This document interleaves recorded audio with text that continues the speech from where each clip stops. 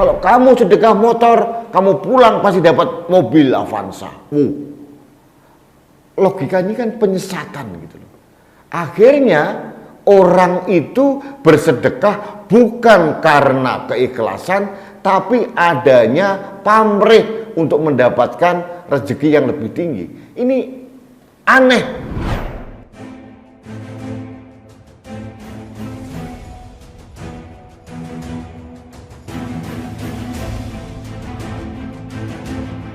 Yakni mobil kijang. Bedanya mobil kijangnya ini sewaan. Oke? Bisa dipakai selama 6 bulan. Bagaimana kemudian nanti bulan ke-7? Bulan ke-7 kita serahkan sama Allah Subhanahu wa taala.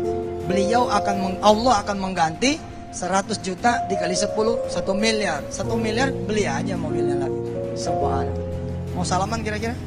Subhanallah. Assalamualaikum Ustaz Yusuf Mansur.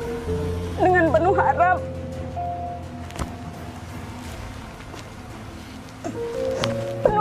saya pribadi dan juga mungkin ada teman-teman saya yang masih di TKW di sana. Kalau memang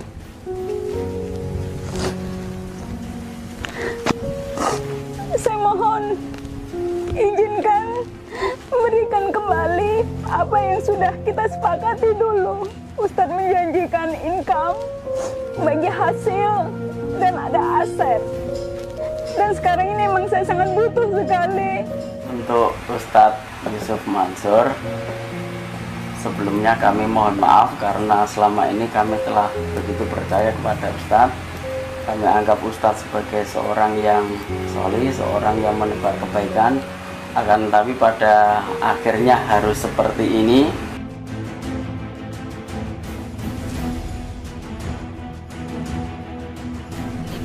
Isi kantongnya ini cuma katanya. Subhanallah.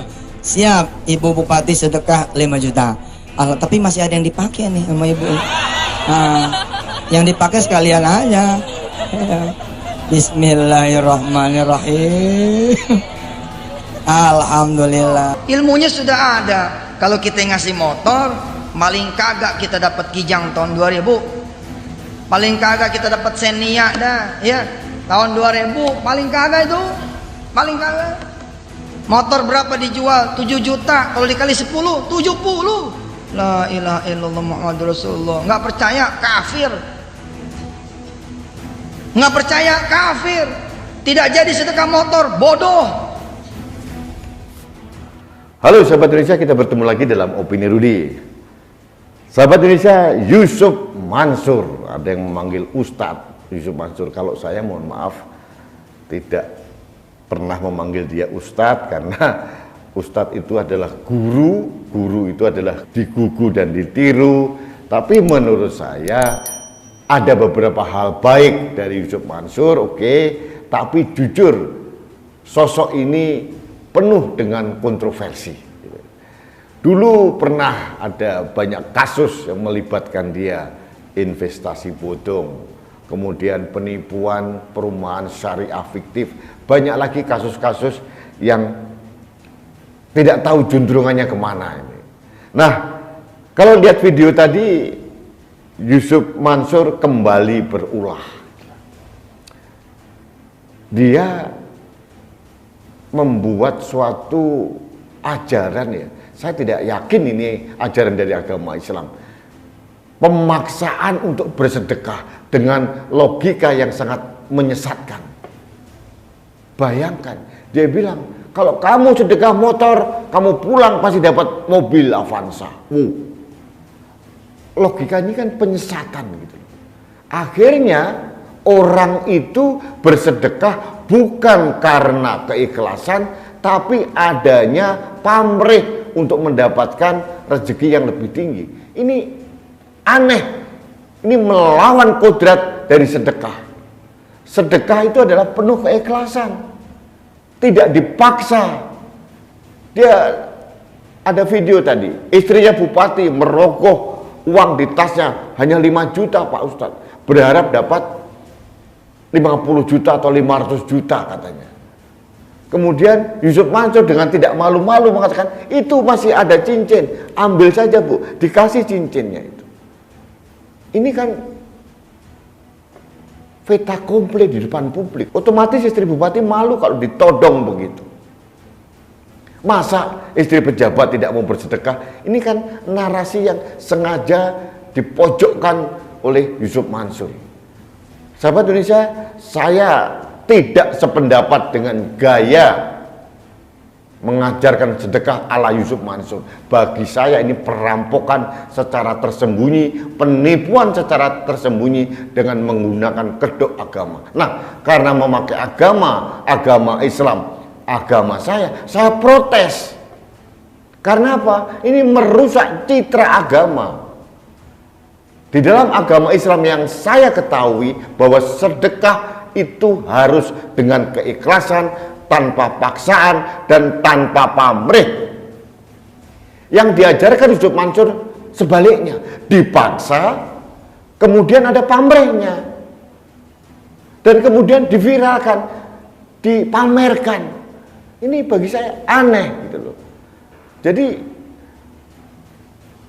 mindset sedekah atau makna sedekah disesatkan sama Yusuf Mansur dengan cara seperti itu. Dan ini terbukti. Dulu dia juga terkena kasus penipuan sedekah fiktif. Akhirnya banyak orang yang bersedekah. Ada 2.900 orang bersedekah akhirnya fiktif, dan mereka rame-rame minta sedekah investasinya dikembalikan. Nah, ini sudah terbukti. Kenapa nggak kapok-kapok ya Yusuf Mansur? Kenapa nggak mengajarkan, mengetuk hati orang untuk peduli dan bersedekah kepada kaum duafa karena keikhlasan? Tidak perlu ditodong-todong, tidak perlu dirampas, tidak perlu diajarkan ada pamrih. Kalau kamu naik motor hari ini, sedekahkan saja. Nanti kamu dapat Avanza. Ini kan logika yang aneh. Seolah-olah sedekah menjadi alat transaksi kepada Tuhan untuk mendapatkan rezeki. Ini menyesatkan bagi saya. Sahabat Indonesia, mungkin saya berbeda pendapat dengan beberapa orang, tapi saya yakin pendapat saya itu benar adanya. Bahwa sedekah tidak boleh ada paksaan, tidak boleh ada pamrih. Nah, ini yang diajarkan oleh Yusuf Mansur berulang dan berulang lagi. Dan mohon maaf ini, dengan cara fait accompli begini, ditodong di muka umum, ya susah berkelit lah, apalagi pejabat. Nah, sahabat Indonesia, mudah-mudahan para jamaah dari Yusuf Mansur mulai sadar diri. Tidak perlu malu kalau ditodong, jangan pernah mau. Sedekah itu harus dalam senyap. Sedekah itu harus diam-diam. Pertanyaan saya, sedekah yang dibawa Yusuf Mansur auditable atau tidak?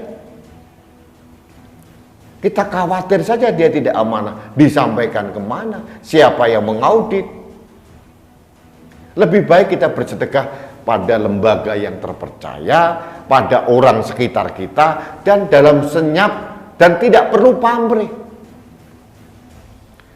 Kita harus meyakini bahwa ada harta orang miskin yang dititipkan kepada kita. Itu saja yang menjadi pegangan kita. Kita bersedekah kepada siapapun, itu bukan hak, tapi kewajiban kita memang. Dan tidak perlu dipaksa, tidak perlu pamrih, wong itu bukan uang kita, bukan harta kita. Tapi dengan cara yang bagus. Niat yang baik harus diikuti dengan tata cara yang baik. Bukan seperti yang diajarkan Yusuf Mansur. Orang ditodong, dipaksa, dipermalukan bahkan, dan diiming-iming dengan imbalan sedekah. Ini bagi saya aneh. Ini menzolimi makna sedekah yang sebenarnya. Baik sahabat Indonesia, demikian opini saya terkait dengan Yusuf Mansur. Mohon maaf, saya gemas ini. Karena apa? Bagi saya ini memperburuk citra Islam. Sekali lagi, Islam bukan begitu. Tidak ada ajaran yang seperti itu yang memaksa orang bersedekah untuk mendapatkan imbalan berlipat-lipat. Aduh, kita diberikan nafas saja itu udah syukur alhamdulillah. Kita bisa makan, kita bisa berpakaian, kita bisa sehat, itu udah syukur alhamdulillah. Mengapa bersedekah harus diiming-imingi dengan imbalan berlipat-lipat ala Yusuf Mansur? Aduh, mohon maaf saya bingung ini. Katanya berlabel ustadz, tapi kok ajarannya kok aneh ya. Saya dulu sempat setuju dengan omongan dia tentang power of sharing ya. Tapi bukan begini caranya. Harus dengan senyap, penuh keikhlasan dan tidak ada pamrih. Jangan pernah melakukan transaksional dengan Tuhan, termasuk dalam beribadah. Saya juga mengkritisi ini. Ada, kamu sholat, kamu supaya dapat ini. Berdoa sama Tuhan, kok minta imbalan? Lucu bagi saya. Nah, kembali ke Yusuf Mansur ini. Mohon maaf, saya dengan segala hormat mohon Yusuf Mansur menghentikanlah praktek-praktek seperti ini, karena itu menyesatkan.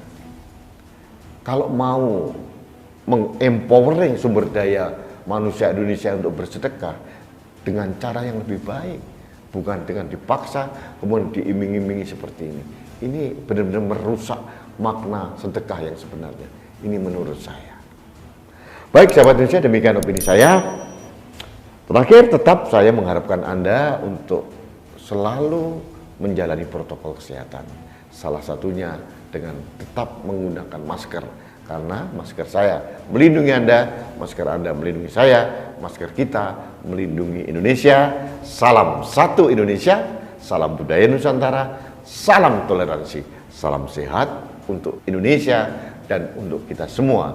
Saya Rudi SK.